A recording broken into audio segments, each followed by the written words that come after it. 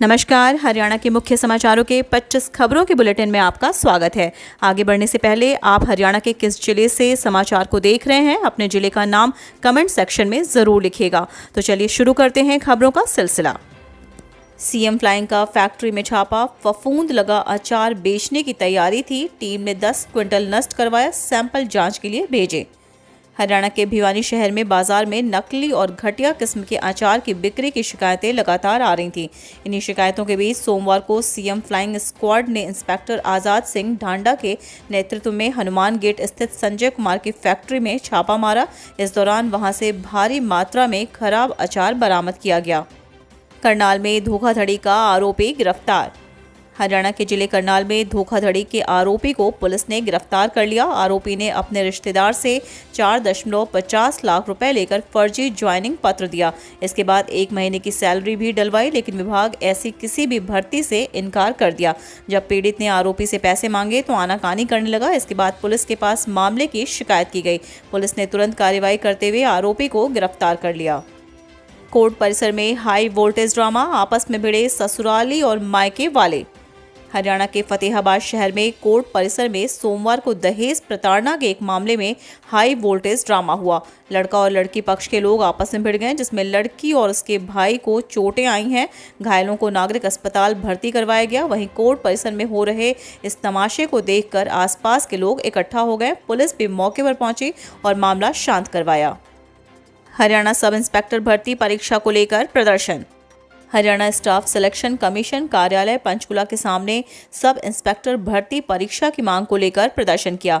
Sub inspector भर्ती परीक्षा में बैठने वाले लगभग 1500 उम्मीदवार सोमवार को पंचकुला के सेक्टर 2 में स्थित HSSC बिल्डिंग के बाहर विरोध प्रदर्शन करने पहुंचे। उन्होंने चेयरमैन भोपाल सिंह खदरी को ज्ञापन देकर दोबारा सभी का एक शिफ्ट में पेपर लेने की मांग की। पुलिस के पहरे में DAP का वितरण। रेवाड़ी की अनाज मंडी में खाद के लिए भारी भीड़, झगड़े बढ़ने लगे तो तैनात करने पड़े पुलिसकर्मी। हरियाणा के 2 जिलों में रेवाड़ी व महेंद्रगढ़ में DAP को लेकर ऐसी मारामारी मची है कि यहां DAP सेंटर पर पुलिस को तैनात करना पड़ा। रेवाड़ी की नई अनाज मंडी के कृभको व इफ्को DAP केंद्र पर सुबह 8 से शाम 6 बजे 20 से ज़्यादा पुलिसकर्मी को तैनात किया गया। यानी एक थाना की पुलिस फोर्स की ड्यूटी तो DAP वितरण में ही लगानी पड़ गई।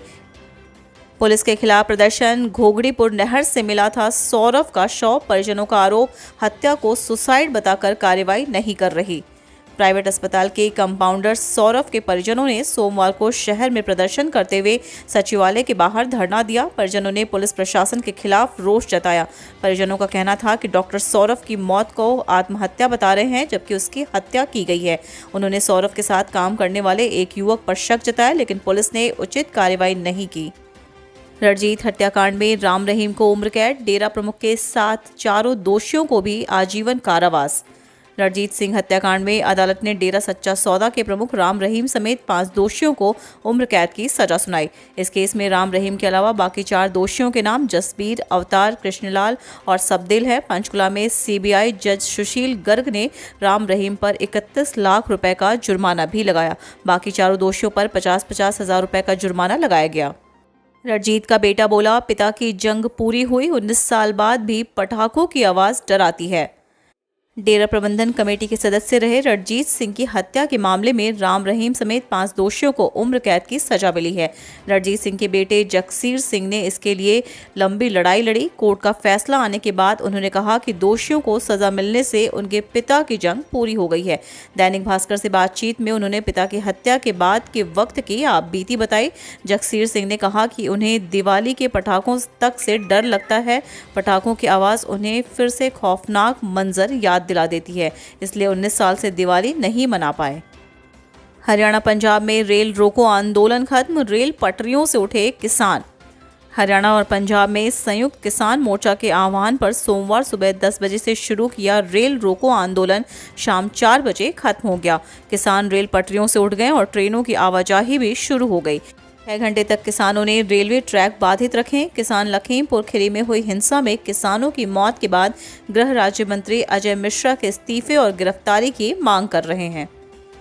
सिंघू बॉर्डर से निहंगों के लौटने पर फैसला 27 को। जत्थेबंदियों ने बुलाई धार्मिक एकता। लखबीर की हत्या के बाद बढ़ रहा दबाव। हरियाणा के सोनीपत में सिंघू बॉर्डर पर युवक की बर्बर हत्या के बाद निहंगों को किसान आंदोलन के मोर्चे से हटाने की मांग जोर पकड़ती जा रही है। इसे लेकर निहंग जत्थेबंदियों ने 27 अक्टूबर को सिंघू बॉर्डर पर ही धार्मिक एकता बुला ली है। इसमें फैसला लिया जाएगा कि निहंगों को सिंघू बॉर्डर पर ही रहना है या फिर यहां से चले जाना है। पीजीआई की नर्सों ने सरकार के खिलाफ खोला मोर्चा। हरियाणा के रोहतक जिले में स्थित पंडित भगवत दयाल शर्मा स्वास्थ्य विज्ञान विश्वविद्यालय के स्टाफ नर्सों ने नर्सिंग ऑफिसर पद देने और अन्य लंबित मांगे पूरी न होने पर सरकार के खिलाफ मोर्चा खोल दिया। स्टाफ नर्सों ने सोमवार को काले बैज लगाकर काम किया, जबकि 26 अक्टूबर से 1 घंटे प्रदर्शन भी करेंगे। रेल रोको आंदोलन पर विज का बयान, ऐसा सिर्फ भाजपा की सरकार में ही हो सकता है। उत्तर प्रदेश के लखीमपुर कांड को लेकर किसानों ने आज देश भर में रेल रोको आंदोलन किया है, जिस पर गृह मंत्री अनिल विज ने प्रतिक्रिया दी है। लखीमपुर खीरी घटना को लेकर किसान केंद्रीय राज्य मंत्री अजय मिश्रा को पद से हटाने की मांग कर रहे हैं। इस पर मंत्री अनिल विज का कहना है कि केंद्रीय राज्य मंत्री होने के बावजूद उनके बेटे को गिरफ्तार किया गया और इस मामले की पूरी निष्पक्षता से जाँच चल रही है। क्या एलनाबाद की जनता इतिहास दोहराएगी या फिर बदलेगी 16 साल पुरानी रीति? एलनाबाद की बदकिस्मती कहें या फिर कुछ और की एलनाबाद विधानसभा की सीट पर गत 16 वर्षों से जब भी जनता द्वारा विधायक चुना गया वह विधायक गैर सत्ता दल का ही रहा। 2005 में हरियाणा में इनेलो की सत्ता के बाद एलनाबाद का विधायक तो इनेलो पार्टी से रहा, लेकिन 10 वर्ष तक कांग्रेस हरियाणा में सत्तासीन रही और 6 वर्षों से बीजेपी सत्तासीन है। इस प्रकार एलनाबाद में गत 16 वर्षों से गैर सत्ता दल का ही विधायक बना रहा। अशोक तंवर से समर्थन मांगने घर पहुंचे अभय चौटाला। तंवर बोले 20 के बाद खोलेंगे पत्ते। एलनाबाद उपचुनाव को लेकर चुनावी सरगर्मियां नेताओं के सिर पर चढ़कर बोल रही हैं। आज इनेलो के उम्मीदवार अभय चौटाला ने पूर्व कांग्रेसी नेता अशोक तंवर के घर जाकर उनसे उनका समर्थन मांगा है, जिस पर तंवर ने अपने पत्ते 20 अक्टूबर के बाद खोलने की बात कही। किसानों ने टोहाना में रेलवे ट्रैक किया जाम, रेल रोक कर किया रोष प्रकट। लखीमपुर मामले में गृह राज्य मंत्री की बर्खास्तगी और गिरफ्तारी की मांग को लेकर आज देश भर में संयुक्त किसान मोर्चा के आह्वान पर किसानों ने रेल रोको आंदोलन चलाया, जिसका टोहाना इलाके में भी असर देखने को मिला। किसान रेलवे ट्रैक पर बैठकर गए और जमकर नारेबाजी की। डेरा सच्चा सौदा से लाइव राम रहीम को सजा होते ही सिरसा में छाया रहा सन्नाटा।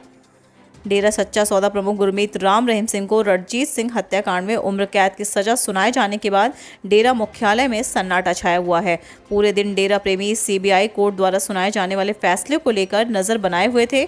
कोर्ट द्वारा उम्र कैद की सजा सुनाए जाने के बाद डेरा प्रेमी मायूस हो गए। तालाब के पास पॉलिथीन में मिला 5 माह का भ्रूण। रेवाड़ी गांव रामपुरा में तालाब के पास पॉलिथीन में 5 माह का भ्रूण मिलने के बाद सनसनी फैल गई।